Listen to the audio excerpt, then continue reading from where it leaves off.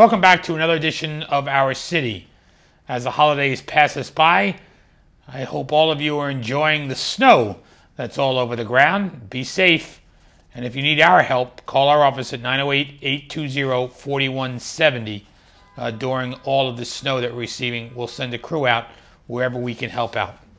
Going around the city of Elizabeth this week on Tuesday, January 25th at 10 o'clock, I'll attend the grand opening and a ribbon cutting ceremony at a new Aerie store by American Eagle.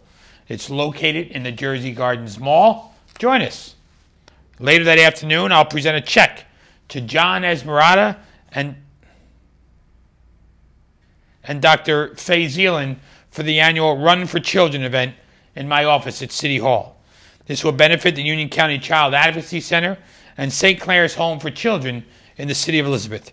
For more information, call 820-4050. Immediately following that event, I'll be hosting a very important public meeting with the U.S. Army Corps of Engineers, Future City, and the Elizabeth River Arthur Kill Watershed Association. We'll be welcoming fellow mayors, their staff, and residents of Elizabeth and surrounding areas. Two meetings will be held in the city of Elizabeth. One will begin at 2 o'clock and run till 4 o'clock in the afternoon, and the other will begin at 6 o'clock that evening and go till 7 o'clock. So please join us on Tuesday of this week. On Wednesday at 11 o'clock, I'll join seniors at the Stephen Sampson Center, located 800 Anna Street. That is to celebrate the new year.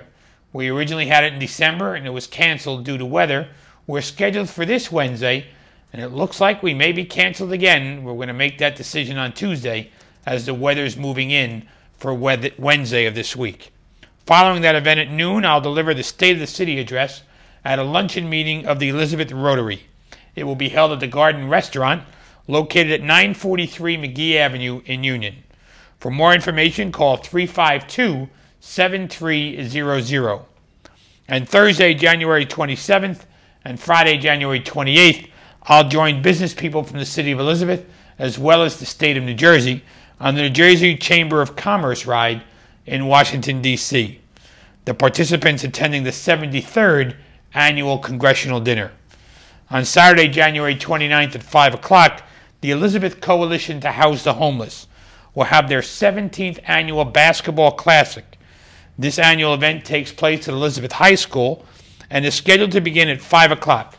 The first game will be St. Mary's, my alma mater, versus Scotch Plains, followed by St. Patrick's High School versus Gill St. Bernard, and finally, the nightcap, Elizabeth High School versus Plainfield High School. If you need more information concerning these events or any other events, please call our Public Information Office at 820-4124. As I mentioned earlier, we have a public meeting in City Hall on Tuesday of this week, and here to speak with us about the Hudson-Raritan Estuary Comprehensive Restoration Plan is the Chief of the Harbor Programs Branch for the U.S. Army Corps of Engineers, Ms. Lisa Barron. Lisa, welcome to the show. Thank you very much. Now, you're a little new in this job, but not new with the Army Corps of Engineers. Right. Tell us a little bit about, first of all, the chief of the programs. What do you do? Chief of the program. Well, I've only been the chief for the last month. Before that, I was in the Harbor Programs Branch as the project manager. And I think I've been on the show for about 6 times. I think this is my 6th time talking about the restoration and what the Corps does in the harbor. And what I get to do now as chief, missing my boss who's in Afghanistan now, but what I get to do is basically take care of all the programs that go on, a lot of the programs in the harbor itself, which is the Port District, 25-mile radius around the harbor, around the Statue of Liberty, which includes the Harbor Deepening Program, which is probably our most famous large-scale construction job, $1.6 billion effort to dredge the channels to 50 feet to keep our port open and functional, as well as ecosystem restoration within the harbor, a series of restoration programs, not only what I'm going to talk about today, the broader comprehensive restoration plan, but as well some other restoration feasibility studies that are ongoing. Just upstream of here, Lower Passaic River, Hackensack River, used to be Gowanus Canal, now that's an EPA site, but working with Newark Bay, with EPA. So just basically the programs that are ongoing, mainly dredging and ecosystem restoration. We should also put in a moment of thanks for your predecessor who is serving our country in Afghanistan at our thought. Maybe you could just mention a little bit of that. Yeah, Bill Slazak, and he's been with the Corps for, I believe, more than 30 years, but just decided, I guess he wanted some new and exciting challenges, so he's going over and doing a lot of great infrastructure programs within Afghanistan, and so he'll be over there maybe for 6 months to a year. So if I'm, not if I'm lucky, but I want to stay in the job for a little while. That's right.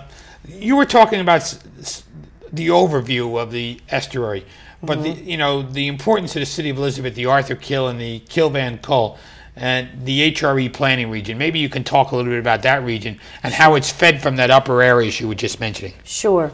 The Hudson-Raritan Estuary feasibility study, the study area, is that 25-mile radius around the Statue of Liberty, the Port District, was broken down into 8 planning regions. And so in the surrounding ones from the Arthur Kill, Kill-Van Kull planning region, which is right here, right above it you have the Newark Bay, Lower Passaic, and Hackensack River.